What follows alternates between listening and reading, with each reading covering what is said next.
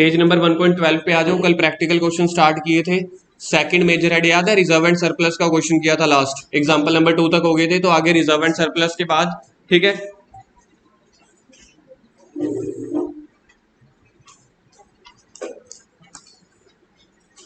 Example number 3 निकालो। Royal limited has the following balances on 1 अप्रैल 2021। बताओ मेरे को ये ओपनिंग बैलेंस है या क्लोजिंग बैलेंस है? लिखो। जशन पता लग गया क्यों बुक खुलवाई है? साथ साथ लिखते चले जाओ। ओपनिंग बैलेंस क्वेश्चन कॉपी पे करना है, बुक में नहीं करना, क्वेश्चन कॉपी पे ही करेंगे। क्वेश्चन कॉपी पे होएगा। जर्नल रिजर्व है मेरे पास। जर्नल रिजर्व का किसी को मीनिंग पता है तो बता दो। जो हमने पिछले कई सालों का रिजर्व रखा है, प्रॉफिट रखा है, और इसको यूज कहां कहां पे कर सकते हैं? किसी को सैलरी देनी है, मशीन खरीदनी है। जर्नल का मतलब होता है किसी भी पर्पस के लिए रखा हुआ प्रॉफिट, किसी भी पर्पस के लिए। उसके बाद है सिक्योरिटी प्रीमियम। सिक्योरिटी प्रीमियम का मतलब गुड वन। सिक्योरिटी प्रीमियम का मतलब होता था जब हम शेयर्स जो है महंगे बेचते हैं, shares sold at high price. लिख लो, shares sold at high price. जब भी हम अपने कंपनी के शेयर्स जो है कि महंगे बेचते हैं ना, जैसे 10 वाला शेयर अगर मैंने 50 में बेचा तो वो 40 रुपए जो है, वो 40 रुपए सिक्योरिटी प्रीमियम है, 10 रुपए शेयर की वैल्यू है। उसके बाद है statement of P and L account, ये है करंट ईयर का प्रॉफिट। तो मेरे पास देखो जर्नल रिजर्व है पिछले कई सालों का प्रॉफिट, सिक्योरिटी प्रीमियम है, तो टोटल प्रॉफिट है 3 लाख रुपए, और उसके बाद पी एंड एल अकाउंट है 7 लाख का। मतलब ओवरऑल तो कंपनी घाटे में ही चल रही है। कितने घाटे में चल रही होगी ओवरऑल? 4 लाख के घाटे पे। अब देखते हैं ड्यूरिंग द ईयर, इस साल बंदे ने क्या किया, कंपनी ने पैसा कमाया कि पैसा और डुबोया। During the year it incurred a loss, कहने का मतलब 3 लाख लॉस, 3 लाख नहीं 4 लाख लॉस पहले चल रहा था। इसका मतलब है इस साल के एंड में टोटल लॉस बढ़ के हो गया होगा 8.5 लाख रुपए। 8.5 लाख का लॉस हो चुका होगा total. Show how these items will appear in the balance sheet. Balance sheet showroom हुआ या फैक्ट्री हुई? और नोट्स टू अकाउंट्स क्या हुई हमारी?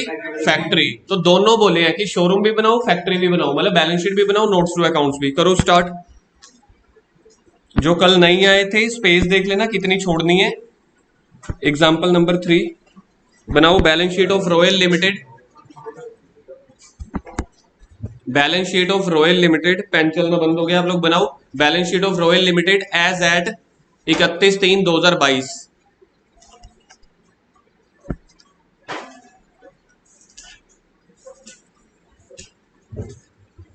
Balance sheet of Royal Limited, Royal था देखना कंपनी का name, Royal Limited as at 31 March 2022।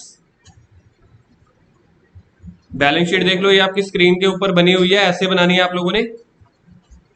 तो लिखो सबसे पहले particulars note, note number, particulars note number 31/3/22, 31/3/21।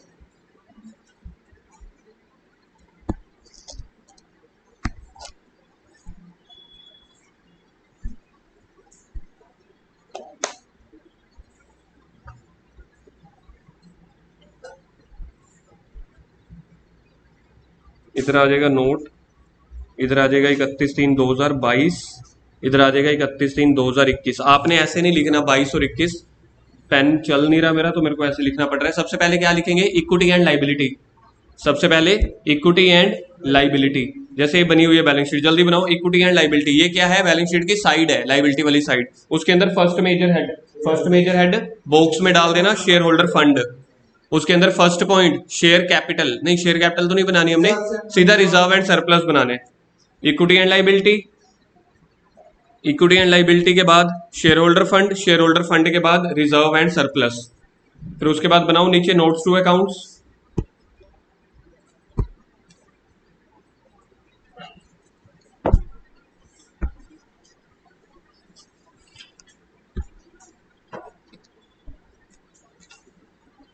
Notes to accounts, general reserve का ओपनिंग बैलेंस बताना कितना था? जर्नल रिजर्व का opening balance 2 lakh. General reserve के बाद और क्या था हमारे पास देखना? Security premium. तो आगे लिखो सिक्योरिटी प्रीमियम सिक्योरिटी प्रीमियम का बैलेंस है 1,00,000 प्लस में या माइनस में, देखना 1,00,000 प्लस में। उसके बाद हमारे पास था P and L account, statement of P and L, statement of P and L. ये मेरे पास था शायद 8,00,000, पता नहीं 7,00,000, 7,00,000। इस साल क्या हुआ है? 4,50,000। तो एक तरह से loss during the year, loss during the year कितने का लॉस हुआ था? 4,50,000 का। अब टोटल में देख लो, टोटल में प्रॉफिट ज्यादा है या लॉस ज्यादा है? तो अगर मैं उसमें से प्रॉफिट वाली आइटम्स माइनस कर दूं तो बाकी कितना रह जाएगा? 7 और 4 11, 11 में से 3 गए 8,50,000। तो मेरे पास बन गया 8,50,000 ब्रैकेट में, 8,50,000 ब्रैकेट में। क्यों? क्योंकि ये लॉस है। आ गया समझ में? तो 8,50,000 फैक्ट्री में प्रोडक्ट बन के तैयार हो गया, गाड़ी बन गई। फैक्ट्री के बाद गाड़ी कहां पे जाएगी? शोरूम में। तो ऊपर पहुंचा दो इसको यहां पे। 31/3/22 में ब्रैकेट में आ रहा है 8,50,000। 31/3/22 में ब्रैकेट में आ रहा है 8,50,000। 31/3/21 की पोजीशन बता सकते हो? 4,00,000 लॉस में या प्रॉफिट में? तो 4,00,000 लॉस में, मतलब कि 4,00,000 ब्रैकेट में। खत्म हो गया। पेपर में ये क्वेश्चन जो आता है ना, पेपर में ये आता है 2 नंबर का या 3 नंबर का। 3 नंबर का कम चांसेस है, 2 नंबर में ये क्वेश्चन आता है। आपको आइटम्स दे देंगे, लेकिन अभी तक एक क्वेश्चन हमने ऐसा नहीं किया जिसमें शेयर कैपिटल और रिजर्व एंड सरप्लस की दोनों आइटम्स आ गई हो। पहले हमने 2-3 एग्जाम्पल किए थे, याद है? शेयर कैपिटल के आ रहे थे, उसके बाद 2-3 एग्जाम्पल किए हैं रिजर्व एंड सरप्लस के आ रहे हैं। बन गया ये। एग्जाम्पल नंबर 3 को करो, टिक करो। आंसर देख लो, बुक के साथ मैच हो रहा है। हमने 4.5 लिखा है, इनका आंसर 4,00,000 है। 4,00,000 लिखे, ठीक है ठीक है ठीक है। चलो, 2 major head, sorry first major head के 2 सब हेड खत्म हो गए। शेयर कैपिटल का हमने मीनिंग भी सीख लिया, उसके प्रैक्टिकल क्वेश्चन भी कर लिए, रिजर्व एंड सरप्लस के भी प्रैक्टिकल क्वेश्चन कर लिए। अब तीसरे पे है फर्स्ट मेजर हेड का 3rd सब हेड, देखना क्या है। फर्स्ट मेजर हेड का 3rd sub head, money received against share warrant. Priya speed कितनी स्लो है आपकी? पेपर कैसे पूरा होएगा आपका? थोड़ी सी स्पीड बढ़ाओ। शेयर वारंट वाले के मीनिंग पे आओ, देखना समझ में आता है। मैंने आपको इसका मीनिंग कुछ समझाया हुआ है, याद है? एक तरह से हमने शेयर होल्डर से पैसे ले लिए, अभी तक उसको शेयर इश्यू नहीं किए। कल को उसको हम शेयर भी दे सकते हैं, पैसे भी दे सकते हैं, ठीक है? लिखो important for theory, important for theory. देखो है क्या? Share warrant is a financial instrument. इधर देख लो, फाइनेंशियल इंस्ट्रूमेंट का मतलब होता है जिसको आप पैसों में डील कर सकते हो। मतलब फाइनेंशियल इंस्ट्रूमेंट कंपनी दे देगी शेयर होल्डर को, उससे पैसे ले लेगी और कहेगी 1 साल के बाद या तो हम आपको पैसे दे देंगे आपके वापस, या फिर आपको इसके बदले में कंपनी के शेयर्स दे देंगे। तो फाइनेंशियल शेयर वारंट क्या है? एक financial instrument issued by a public company. इसको लिख दो, इशूड बाय पब्लिक कंपनी के ऊपर लिख दो एमसीक्यू, इंपॉर्टेंट। पेपर में true false, fill in the blanks, MCQ कुछ भी आ सकता है। ये जो शेयर वारंट है वो कौन सी कंपनी इश्यू करती है? 2-3 तरह की कंपनी होती है, public company, private company, 1 person company. ये क्लास +1 के बिजनेस में भी आता था, इससे अगला जो चैप्टर करेंगे वहां पे भी आएगा। तो पेपर में क्वेश्चन पता है क्या आएगा? Whether share warrant is issued by private company और पब्लिक कंपनी। पब्लिक कंपनी वो होती है जो लोगों से पैसा इकट्ठा कर सकती है। प्राइवेट कंपनी होती है लाला कंपनियां, मतलब एक तरह से प्राइवेट कंपनी जो बाहर वाले लोगों से उनको पैसा लेना अलाउड नहीं है। मतलब वो कंपनी शेयर जो है ना, वो बाहर वाली पब्लिक को शेयर नहीं बेच सकते, अपने अपने डायरेक्टर को ही बेच सकते हैं। मतलब समझ में आ गया प्राइवेट कंपनी और पब्लिक कंपनी का।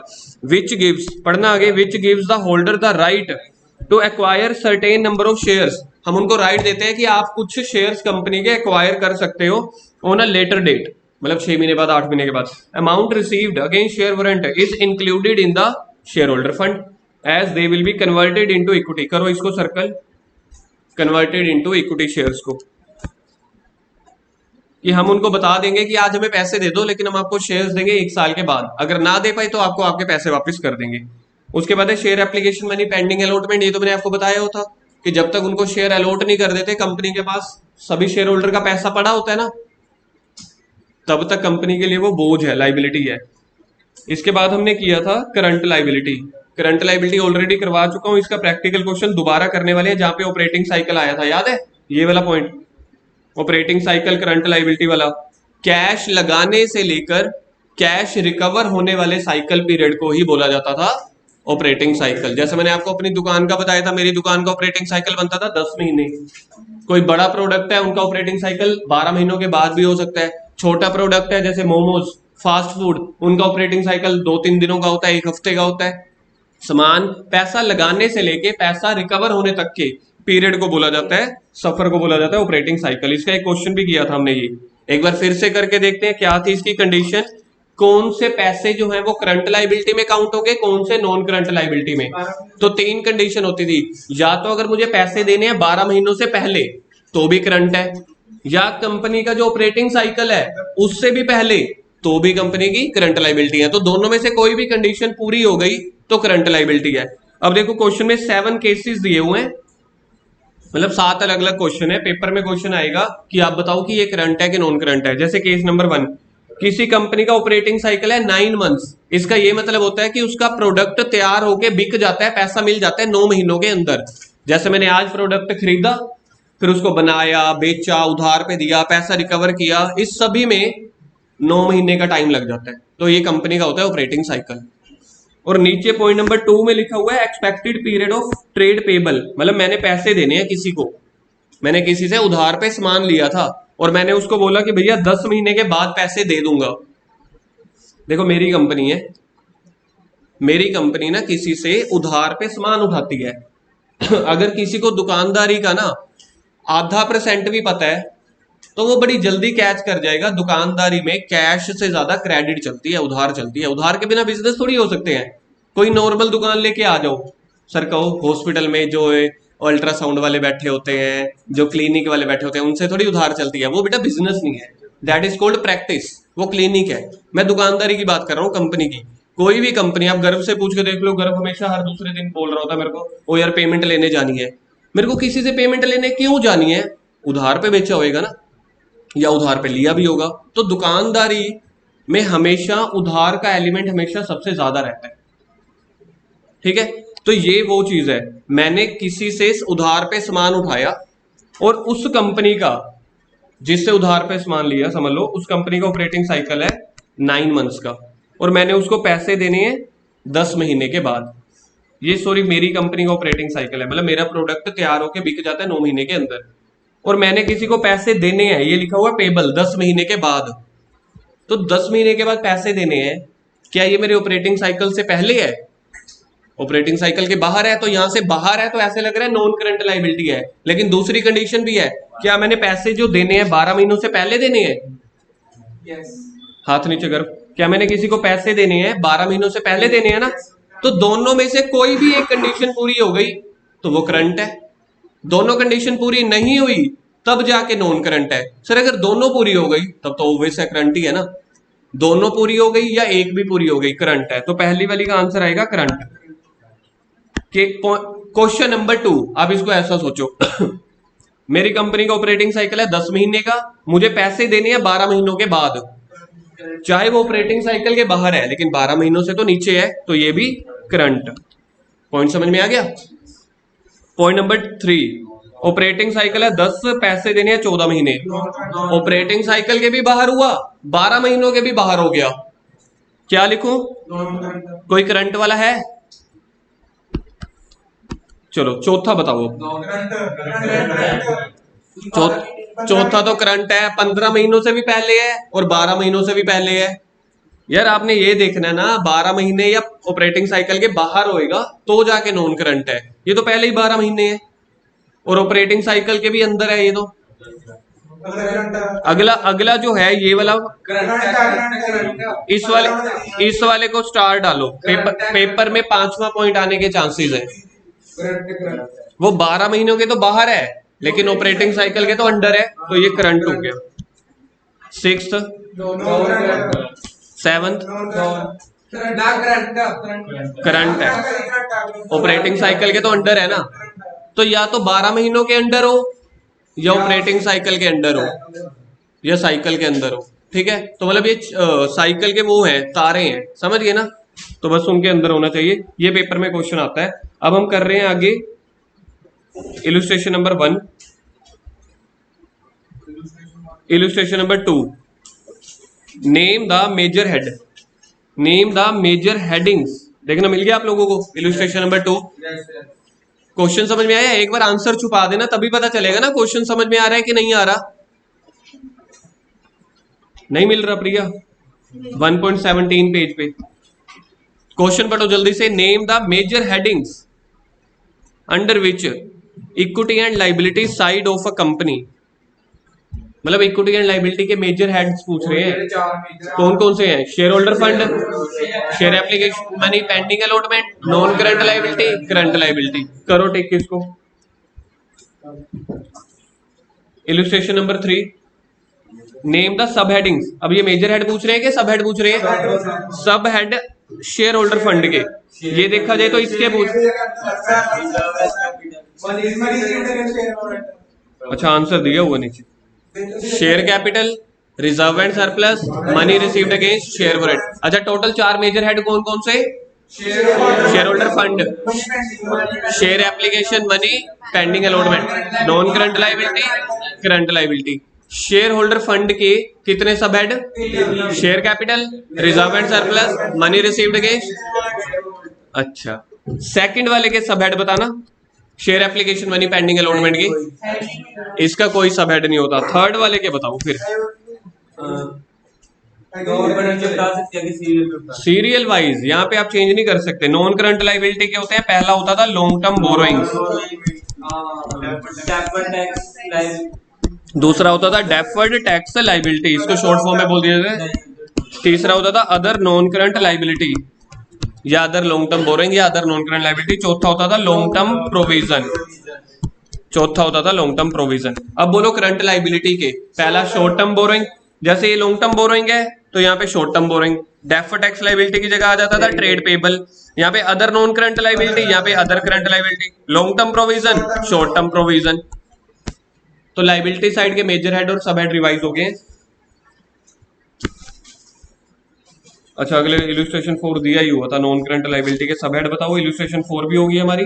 इलस्ट्रेशन 5 अब आएगा क्वेश्चन। हाँ ये मैं आपको बताना चाह रहा था, पेपर में ये क्वेश्चन आते हैं। एक बार इलस्ट्रेशन 5 पे नजर मार लो, पेपर में ऐसे ही आपके पास क्वेश्चन आएंगे 8-9 पॉइंट्स, उसके बोलेंगे मेजर हेड और सब हेड बताओ। तो इसका सोल्यूशन का प्रेजेंटेशन देख लो। सीरियल नंबर, आइटम्स, ये हेडिंग्स, मतलब इसको लिख लो पहले, ये मेजर हेड्स हैं। बुक में सिर्फ हेडिंग लिखा हुआ है, आप लोग लिखो इसको मेजर हेड।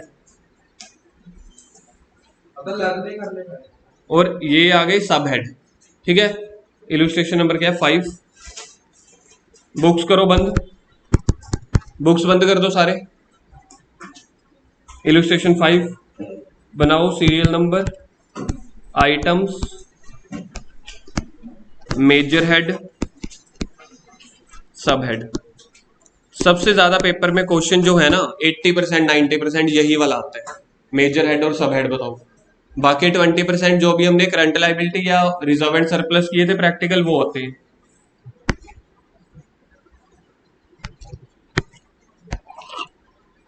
पॉइंट नंबर 1, पहले मैं आप लोगों को लिखवा रहा हूं, जल्दी से लिख लो।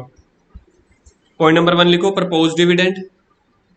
आइटम्स में point number 1 propose dividend. Second unpaid dividend, जल्दी लिखो। फर्स्ट है प्रपोज डिविडेंड, सेकंड है unpaid dividend, third debentures issued by company. Priya fast, अभी तक आपका फॉर्मेट नहीं बढ़ा, स्पीड बनाओ थोड़ी सी। Debentures issued by company. Fourth matured debentures. पांचवा कॉल्स इन एरियर्स, पांचवा है कॉल्स इन एरियर्स। सिक्स्थ है सिंकिंग फंड, फंड का मतलब होता है रिजर्व। पांचवा है कॉल्स इन एरियर, सिक्स्थ है सिंकिंग फंड। सेवंथ है provision for provident fund, seventh provision for provident fund. 8th bills payable, 8th bills payable, 9th है पब्लिक डिपॉजिट।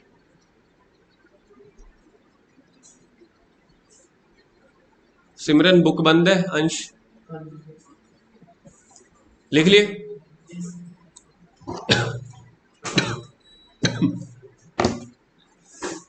अब मेरे को बताते चले जाना जल्दी जल्दी। पहला है आपके पास प्रपोज डिविडेंड, ठीक है। प्रपोज डिविडेंड जो होता है किस मेजर हेड और सब हेड में आएगा, ये कॉन्टिजेंट लायबिलिटी होती है। आप अपनी कॉपी की हेल्प ले सकते हो।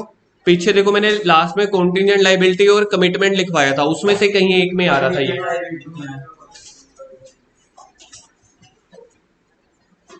कमिटमेंट्स में या कॉन्टिजेंट लायबिलिटीज में, ठीक है। तो मेजर हेड के अंदर लिख दो कॉन्टिजेंट लायबिलिटी। इधर देख लेते हैं एक बार आंसर, इन्होंने भी यही लिखा हुआ है। देखो ये लिखा हुआ है मेजर हेड में contingent liability in notes to accounts, ये आपका आंसर है। सब हेड में डैश डाल देना। मैंने आपको जब समझा रहा था मैं कह रहा था दोनों साइड लिख देना, तो दोनों साइड लिख लोगे तो बिल्कुल हम सिक्योर हो जाएंगे, नहीं तो यहाँ पे डैश डाल देना, मेजर हेड में लिख देना। पॉइंट नंबर 2 क्या है, अनपेड या अनक्लेम्ड डिविडेंड, करो गैस। मैं मीनिंग बता देता हूं, देख लेंगे कि आप सोच सकते हो कि नहीं। अनपेड डिविडेंड का मतलब होता है जो कंपनी ने डिविडेंड देना है किसी भी मौके पे, किसी भी टाइम पे। तो ये एक डिंपल का एक आंसर आया, लाइबिलिटी है क्योंकि देनी है। तो नॉन, मैंने आपको बोला है किसी भी टाइम देने पड़ सकते हैं। किसी भी टाइम का मतलब है आज भी देने पड़ सकते हैं, मतलब 12 महीनों से पहले ना, तो ये करंट लायबिलिटी हो गया। तो करंट लायबिलिटी के अंदर 4 मेजर हेड सब हेड होते थे। लॉन्ग टर्म बोरोइंग, ये उधार तो है नहीं। डेफर्ड टैक्स लायबिलिटी, ये टैक्स भी नहीं है। तो अदर करंट लायबिलिटी या शॉर्ट टर्म प्रोविजन, ये प्रोविजन भी नहीं है। हाँ, तो करो करंट लायबिलिटी। देखो इधर आंसर ये है, मेजर हेड हो गया इसका करंट लायबिलिटी, सब हेड हो गया अदर करंट लायबिलिटी। सर इसका मतलब ये है हमें पहले बैलेंस शीट की आइटम्स याद करनी पड़ेंगी, तभी ये पेपर में क्वेश्चन हो सकता है। और मैंने आपको बोल दिया 80 से 85%, बहुत बड़ी प्रोबेबिलिटी बता रहा हूं, 80 से 85% हर बार पेपर में यही क्वेश्चन आता है। आइटम्स बदल बदल के आ जाती हैं, पैटर्न यही आता है, डिफाइन इट्स मेजर हेड और सब head. Point number 3, debenture issued by the company. Debenture का मतलब होता है लोन लेना, डिबेंचर का मतलब होता है लोन लेना। तो लोन,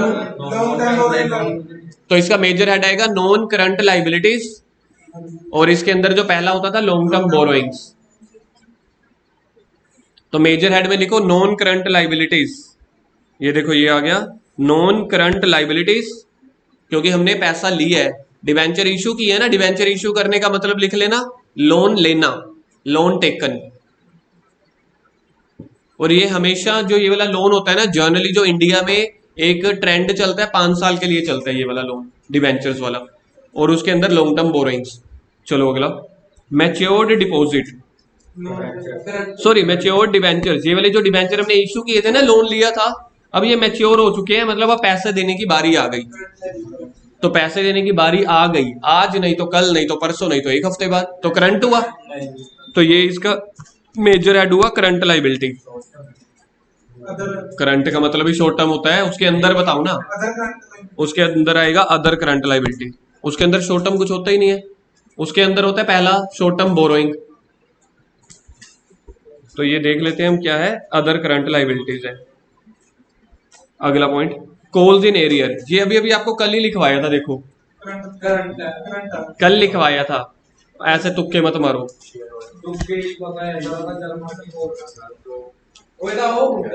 कल लिखवाया है, कल लिखवाया था ना।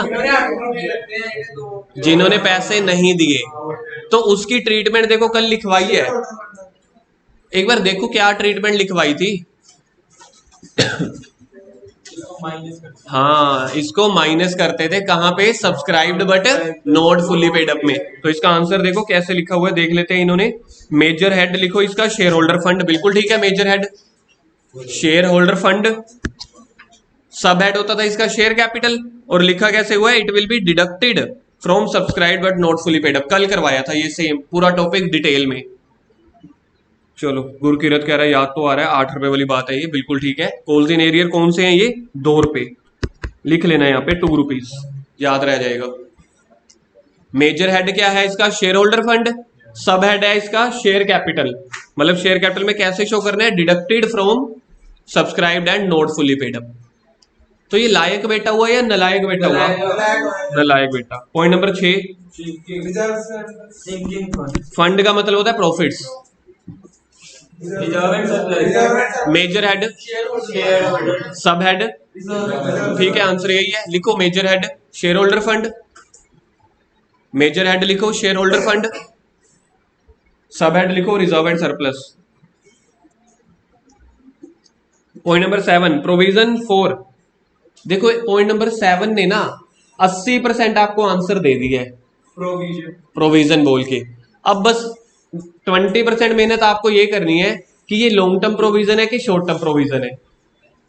एक चीज समझ में आ रही है आपको? क्वेश्चन ने दे दिया प्रोविजन, आपके पास कॉपी है, आप लोग ढूंढ लो या मुझसे मीनिंग पूछ लो, तुक्के ना मारो, कॉमर्स वाले हो। मेरे को भी दिखा देना, मैंने शॉर्ट टर्म लिखवाया हुआ है। जितने लिखा बनेगा कई चीजों के मीनिंग भी होते हैं भाई साहब। अब ये प्रोविडेंट फंड का जो पैसा है ना, मेरे को 5 साल 10 साल 20 साल के बाद देना है। अब गैस करना। तो अब अगर मैंने बोल दिया 5 साल 10 साल 20 साल के बाद देना है, तो 12 महीने के बाद ही है ना। तो इसका मतलब है पहले इसका मेजर हेड बताओ। Major head non current liability, major head लिखो नॉन करंट लाइबिलिटीज, और उसके अंदर लॉन्ग टर्म प्रोविजन। 80% तो क्वेश्चन में ही दिया हुआ था, पहला ही शब्द दिया हुआ था प्रोविजन, बात ही खत्म। अब ये देखना रह गया था कि शॉर्ट टर्म वाला है कि लॉन्ग टर्म वाला। प्रोविडेंट फंड का मतलब होता है जो हम एम्प्लॉइज के पैसे नहीं काटते, जिसके पेरेंट जॉब में होंगे ना उसको पता होगा। एम्प्लॉइज लोगों के थोड़ा बहुत पैसा कट कटा के आता है, रिटायरमेंट के टाइम पे उसको मिलता है। ये वो चीजें होती हैं प्रोविडेंट फंड वाली। नेक्स्ट पॉइंट, बिल्स पेबल, पैसे देने हैं।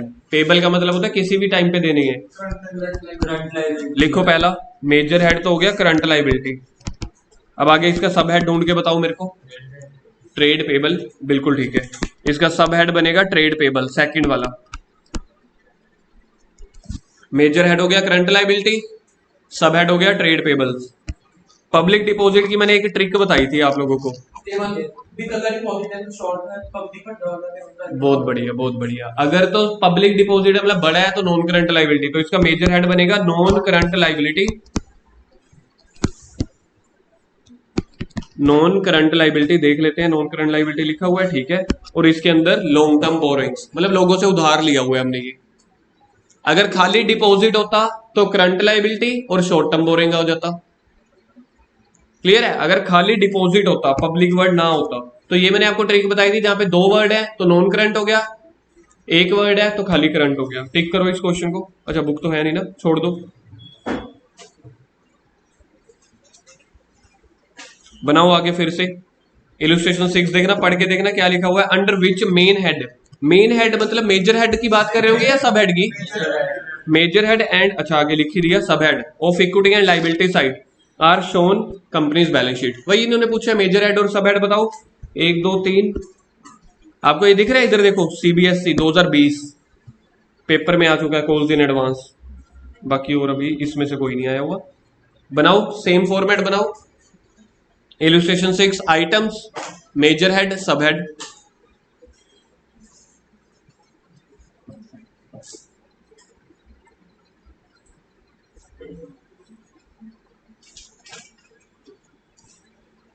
कॉल्स इन एडवांस, पैसे पहले ही मुझे मिल गए, मिलने नहीं चाहिए थे, हो सकता है सामने वाला वापस मांग ले। तो ये मेरी एसेट हुई या लाइबिलिटी हुई? लाइबिलिटी। अब सोचो कौन सी लाइबिलिटी? क्या ये शेयर होल्डर फंड है? क्या ये money received, share application money pending allotment है? वो भी नहीं है। तो ये करंट लाइबिलिटी है, कॉल्स इन एडवांस। देख लेते हैं इन्होंने क्या लिखा है। करंट लाइबिलिटीज, उसके अंदर other current liabilities. Current liabilities, क्योंकि ये कॉल्स इन एडवांस का मतलब है सामने वाले शेयर होल्डर ने पैसे पहले ही दे दिए, अमीर बंदा है लेकिन किसी भी टाइम पे मांग सकता है पैसे। तो करंट लाइबिलिटी, उसके अंदर other current liability. Current liability के 4 मेजर हेड बोलना किसी को अगर आते हो तो। Short term borrowing, serial wise, इसमें आप चेंज ही नहीं कर सकते। Trade payables, short term provision, पहला आपने क्या बोला, तीसरा शॉर्ट टर्म बोरिंग, वो तो पहला बोला था आपने, फिर पहला क्या बोला, short term borrowing, trade payables, पहला शॉर्ट टर्म बोरोइंग्स, दूसरा ट्रेड पेबल, तीसरा अदर करंट लाइबिलिटी, चौथा short term borrowings, short term provisions. पहला हो गया अब आपका, करो आगे, लिखो पॉइंट नंबर 2 आइटम्स में, पॉइंट नंबर 2 लिखो आइटम्स में, surplus balance in statement of P and L. पहले लिखवा ही देता हूं मैं पिछले क्वेश्चन की तरह, लिखो surplus balance in statement of P and L. तीसरा फिर से सेम दिया हुआ है, पता नहीं क्यों दिया, तो ये अलग चीज है सेकंड वाले से।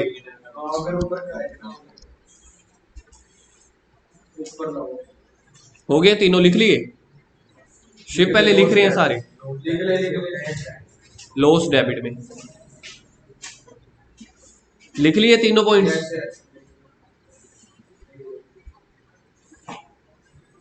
आगे लिखो पॉइंट नंबर 4, 5, 6, 8 जल्दी से।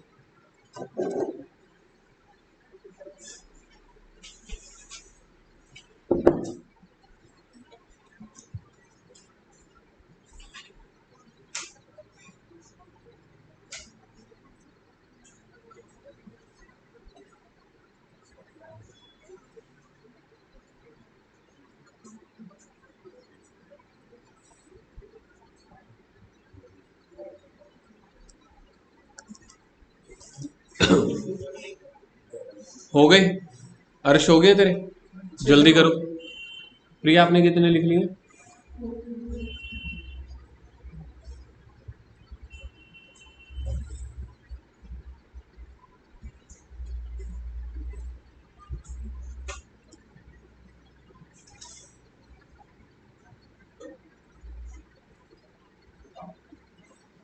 अब सीरियल वाइज नहीं करेंगे, जो जो मैं आपसे पूछूंगा पहले वही वही करेंगे।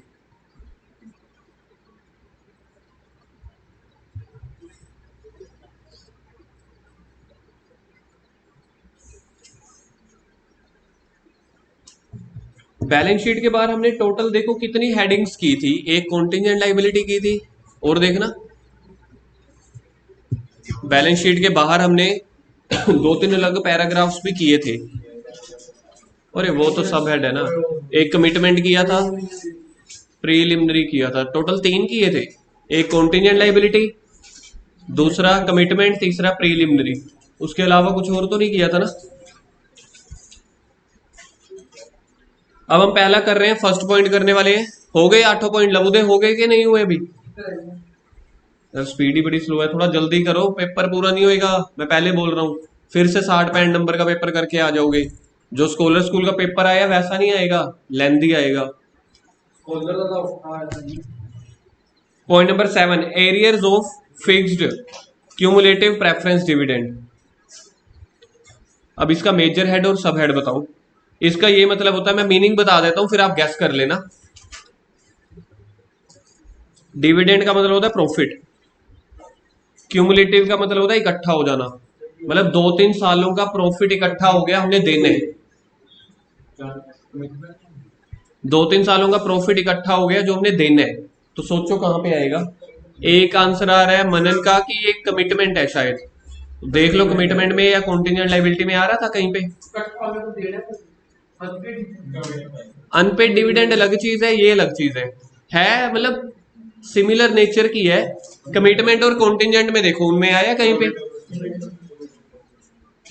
कमिटमेंट में देख लेते हैं इसका। पॉइंट नंबर 7 का आंसर ये आ रहा है, commitments in notes to accounts. लिखो इसका आंसर। तो कहने का मतलब है सबसे खतरनाक देखा जाए तो कमिटमेंट और कॉन्टिजेंट वाले हैं, पर हैं उसके 4-4, 5-5 ही। वो कॉन्टिजेंट लायबिलिटी थी, कमिटमेंट तो एक एग्रीमेंट था।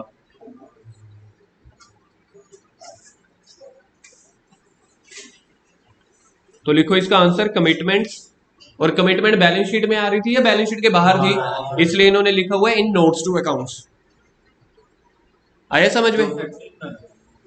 फैक्ट्री तो नो, हाँ आप इसको कह सकते हो वैसा। आगे point number 4, advance received from customer. अभी अभी किया था ऐसा एक पॉइंट। लाइबिलिटी है, कॉल्स इन एडवांस की तरह ही है, तो ये भी करंट लाइबिलिटी। करंट लाइबिलिटी के अंदर सब हेड अदर करंट लाइबिलिटी। चौथे का आंसर देख लेते हैं हमारा, ठीक है। Current liability, other current liability, बिल्कुल ठीक है जी। लिखो फोर्थ का आंसर करंट लाइबिलिटीज और सब हेड हो गया other current liabilities. Point number 3, point number 3, surplus कह रहे हैं प्रॉफिट एंड लॉस अकाउंट है लेकिन डेबिट बैलेंस है, ये तो लॉस तो इसका मेजर हेड बताओ ना। मैं मान गया कि चलो मेजर हेड बताओ पहले, फिर सब हेड बताने। शेयर होल्डर फंड, बिल्कुल ठीक है, शेयर होल्डर फंड। इसका सब हेड है रिजर्व एंड सरप्लस। अब देख लो इसको लिखना कैसे है, reserve and surplus deducted from P and L balance, या फिर आप इसको ऐसे लिख सकते हो deducted from P and L, या फिर बुक वाले में भी वर्ड यूज करते हो shown as a negative item.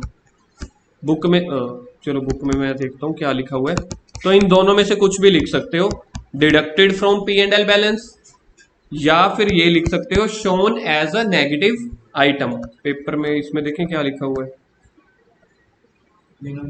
हाँ ठीक है, share holder fund reserve and surplus as negative amount लिख दिया मैंने, नेगेटिव आइटम बोल दिया था। अच्छा जी, इसके बाद हो गया, ये वाला पॉइंट हो गया। जितने पॉइंट हो गए हैं देखना इनमें से समझ आ गए हैं, क्योंकि दूसरे वाले क्वेश्चन में ज्यादा टेक्निकल आइटम्स आ रही हैं। कमिटमेंट वाली आइटम क्या थी देखना, वो एरियर ऑफ क्यूमुलेटिव डिविडेंड। इसका मतलब होता है 2-3 सालों का इकट्ठा डिविडेंड देना है, पैसे होंगे तो दे देंगे, नहीं होंगे तो नहीं देंगे, इसलिए कमिटमेंट बन गई। पॉइंट नंबर 8वां लास्ट, बस उसका मीनिंग ही यही है, नॉन करंट एरियर का मतलब है अभी देने हैं। Provision for employees benefit, major head आपको बोल रहे हो नॉन करंट लाइबिलिटी, ठीक है। और अदर नहीं, वर्ड तो पढ़ ले भाई, पहला प्रोविजन दिया हुआ है, ये वही आइटम है जिसमें 80% तो आंसर क्वेश्चन में ही दे दिया। लॉन्ग टर्म प्रोविजन लिखो, नॉन करंट लाइबिलिटी उसके अंदर लॉन्ग टर्म प्रोविजन। 8th था, देख लें एक बार 8th का आंसर, ठीक है, non current liability long term provision. Point number 5, interest accrued and due on debenture. Debenture का मतलब होता है लोन, लोन के ऊपर इंटरेस्ट हमने देना होगा या हमें मिलना होगा, देना होगा, तो करंट लाइबिलिटी, करंट लाइबिलिटी और सब head other current liability, current liability other current liability. ठीक, उसके नीचे वाला 6th, interest accrued but not due है, ये दोनों थे। Current liability other current liability, इसका मीनिंग ये था, इंटरेस्ट एक्रूड एंड ड्यू का मतलब है कि जैसे हम ना बैंक वाले इंटरेस्ट जो है 6-6 महीने के बाद देते हैं, तो आज 6 महीने खत्म हो गए, तो आज इंटरेस्ट हमने देना है, मतलब एक्रूड का मतलब होता है 6 महीने खत्म भी हो गए और आज देने वाला दिन भी आ गया, तो उसको बोलते हैं एक्रूड एंड ड्यू। लेकिन समझ के चलो अभी सिर्फ 4 महीने बीते हैं, देने वाला दिन तो 2 महीने के बाद आएगा ना, तो समझ लो 4 महीने बाद अगर 31 मार्च की बैलेंस शीट बन रही हो तो वो उसको लिखते हैं interest accrued but not due. 4 महीने का इकट्ठा तो हो गया लेकिन अभी देने का दिन नहीं आया, बारी नहीं आई, तो इसलिए उसको बोल दिया जाता है नॉट ड्यू। दोनों के मतलब तो सेम है, देना तो हमने है ही है ना, आया समझ में। Point number 2, share holder fund reserve and surplus. Point number 2 surplus है, share holder fund share holder fund major head, बिल्कुल ठीक है, लिखो शेयर होल्डर फंड और इसका सब हेड क्या बनेगा, रिजर्व एंड सरप्लस। इसमें नहीं कुछ लिखना कि as a positive item as a negative, वो डेबिट वाले में लिखना होता था एज ए नेगेटिव आइटम। तो इसका मेजर हेड है, क्या था major head, sub head, item क्या थी, कौन सा पॉइंट रह गया अब देखना इनमें से,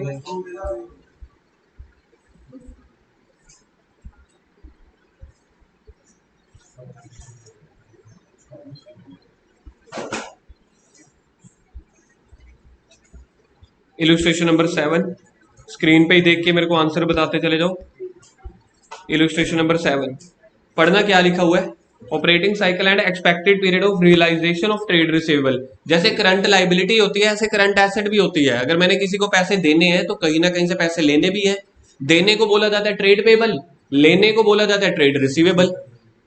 बाकी डेफिनेशन सेम है करंट एसेट करंट लाइबिलिटी की, कि अगर 12 महीने से पहले या ऑपरेटिंग साइकिल से पहले है तो वो करंट मानी जाती है। अब करंट के साथ आप वर्ड एसेट लगा दो चाहे लाइबिलिटी मान लो, बात तो सेम ही है।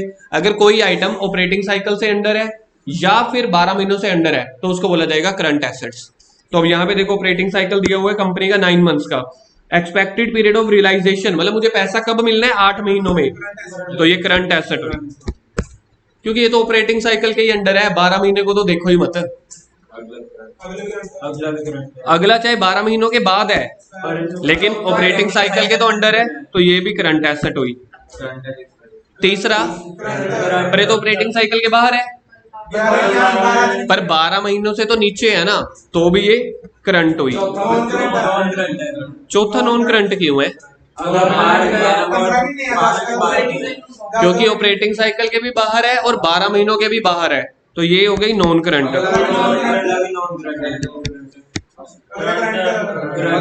सिक्स्थ करंट क्यों है,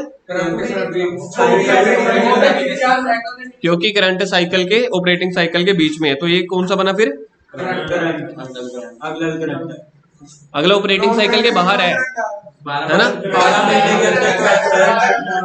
लेकिन 12 महीनों के तो अंडर है।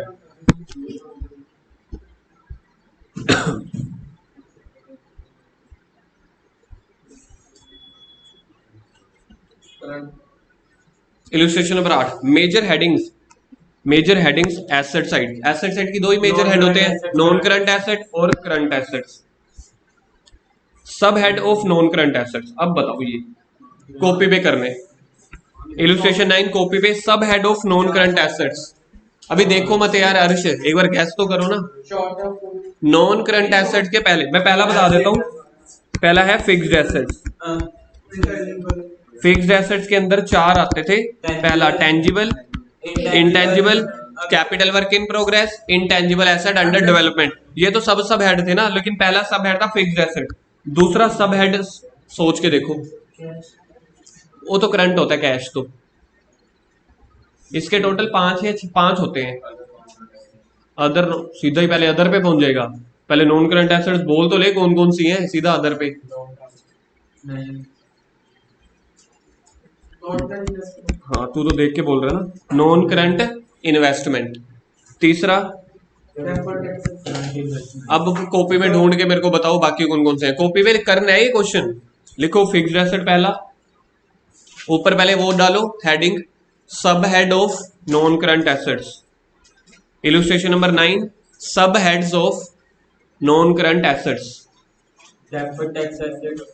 पहला क्या था, फिक्स्ड एसेट्स। दूसरा क्या बताया आप लोगों ने, नॉन करंट इन्वेस्टमेंट। तीसरा, deferred tax assets. Long term loan और एडवांसेस। फोर्थ है, मनन पहले लिख लो जल्दी यार, long term loans and advances. मेरे को बताओ ये लॉन्ग टर्म लोन और एडवांसेस हमने लोन दिया है कि हमने लोन लिया है, तभी तो एसेट साइड पे आ रहा है। अगर लोन लिया होता तो लाइबिलिटी साइड आता। फिक्स्ड एसेट हो गया, non current investment, deferred tax asset, और पांचवा पूरा नाम देखना इसका क्या था, अदर। चल नॉन करंट हेड रहा current assets, other non current assets. जल्दी से 500 याद करो।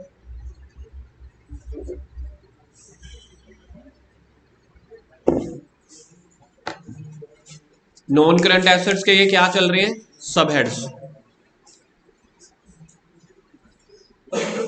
करण सबसे पहली टर्न आपकी, सिमरन दूसरी टर्न, प्रिया तीसरी टर्न ये सुनाने की।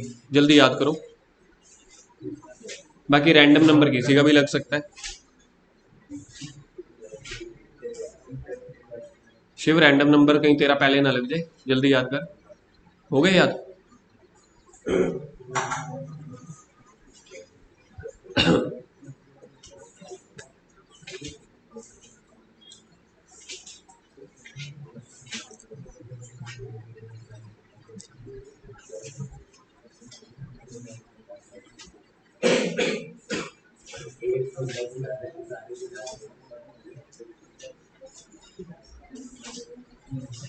मनन क्वेश्चन क्या चल रहा है देखना नहीं, अब क्वेश्चन क्या चल रहा है जो भी याद करने के लिए दिया है।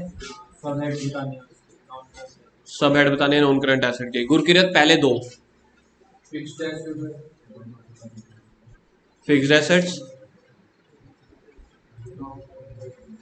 लॉन्ग टर्म नहीं है। सिमरन दी आवाज मेरे तक पहुंच गई, तेरे तक नहीं पहुंच पाई। हाँ जी, तेन सुनान का ज्यादा शौक है, खड़ा हो, खड़ा हो जा। क्या क्वेश्चन चल रहे हैं? नॉन करंट एसेट से सब हेड सुनाओ।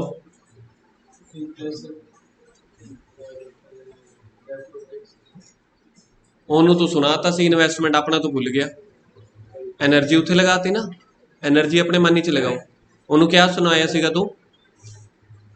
नॉन करंट इन्वेस्टमेंट खुद भूल गया ना। तीसरा, चौथा,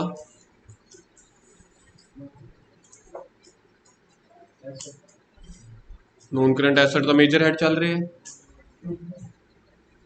इसलिए पहले खुद पूरा रटो फिर हेल्प करो दूसरे दी। हाँ जी जशन, फोर्थ सब हेड सुनाओ। फोर्थ, लॉन्ग टर्म लोन्स और एडवांसेस, एडवांसेस एंड लोन नहीं, लोन्स एंड एडवांसेस। पांचवा, क्या क्वेश्चन चल रहा है हर्ष? नॉन करंट एसेट जो शुरू हो जा, पहले तीन। एसेट है, नॉन करंट इन्वेस्टमेंट और मनन तभी मैं फोन नहीं रखवाता पॉकेट में। Deferred tax other long term. दोबारा पहला, फिक्स्ड एसेट है, नॉन करंट इन्वेस्टमेंट है, डेफर्ड टैक्स एसेट है, बस लबू दे आगे लॉन्ग टर्म और एडवांसेस अदर नॉन करंट। सुनाओ जी। पहला, सिर्फ पहला फिक्स्ड एसेट्स। अंश fourth.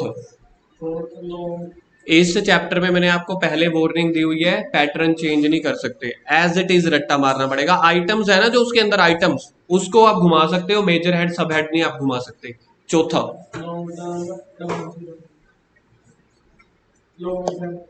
Long terms, Manan second. Non current investment. Fourth, long term loans and advances. First. Fixed asset. Question क्या चल रहा है? सब हेड बताने non current asset. Third, deferred tax asset. Shiv पांचवा, अदर अदर एमसी। अगला question, illustration number 10। Question number 10 जल्दी से बनाओ, कॉपी पे फॉर्मेट बनाओ। Items, major head, sub head, जल्दी से। एसेट्स की मेजर हेड और सब हेड बताने हैं, एसेट्स के मेजर हेड और सब हेड बताने हैं। जो जो पॉइंट बता रहा हूं 7 में से सिर्फ 4 करेंगे, वही वाले लिख लेना। पहला लिखो डेटर्स, सेकंड लिखो पेटेंट्स, फर्स्ट लिखो डेटर्स, सेकंड पेटेंट्स, थर्ड लिख लेना बिल रिसीवेबल्स, और लास्ट वाला लिख लेना वर्क इन प्रोग्रेस। 4 कॉपी पे 3 वर्बली, 4 कॉपी पे जो टिक लगे हुए हैं 3 वर्बली करेंगे। अब इसके मेजर हेड और सब हेड बताने हैं। एसेट साइड के भी स्टार्ट हो चुके हैं। पहला डेटर, डेटर का जो मेजर हेड होता है ना, बन गए आपके चारों, लिख लिए। डेटर का मेजर हेड, दो तरह की एसेट्स होती है, नॉन करंट एसेट और करंट एसेट। तो इसका मेजर हेड बनेगा करंट एसेट, और इसके बाद सब हेड बनेगा ट्रेड रिसीवेबल। करंट एसेट्स और ट्रेड रिसीवेबल्स। इसके बाद आपके पास है पेटेंट्स एंड ट्रेडमार्क्स। तो जो पेटेंट्स एंड ट्रेडमार्क्स हैं वो आपके देखो करंट बने के नॉन करंट बने। पहले इसका मेजर हेड बताओ, फिर इसका सब हेड बताओ। तो ये आपके बने नॉन करंट एसेट्स, ये हो गया इसका मेजर हेड। इसके बाद सब हेड इसका होता था फिक्स्ड एसेट्स। फिक्स्ड एसेट्स के अंदर ये टेंजिबल है कि इनटेंजिबल है? पेटेंट्स फिक्स्ड एसेट्स के अंदर ये है इनटेंजिबल, मतलब कि यहाँ पे सब हेड भी बताना पड़ेगा। उसके बाद नेक्स्ट क्या है आपके पास? Bill receivable. Bill receivable current asset के अंदर ट्रेड रिसीवेबल्स, मतलब पहला और तीसरा दोबारा से रिपीट हो गया है।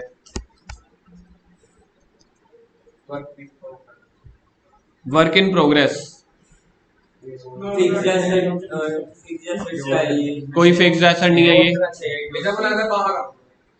ये फिक्स्ड एसेट नहीं है। Capital work in progress. ये है करंट एसेट्स। करंट एसेट्स के अंदर ये होती है इन्वेंट्री। हाँ वो वाला है Dimple. Raw material, work in progress, finish goods, stores and spares, loose tools, stock in trade, ये वो चीजें हैं। तो 4 हो गए, जल्दी से ये चारों याद करो।